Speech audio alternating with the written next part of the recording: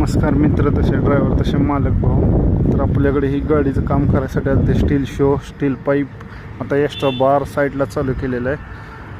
Carriage वगैरे बनवलेलं आहे, पायरी बनवलेले, हाईट वाढवलेले. गाडी 20 फूट आहे, 4 भत्ते नवीन, तसेच पाठीमागचे जाळी.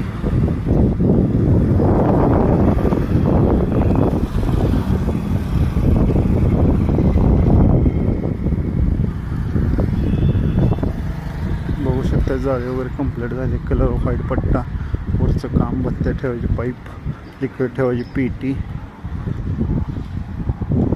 सगळं कंप्लीट झालं. हे गाडीचे मालक.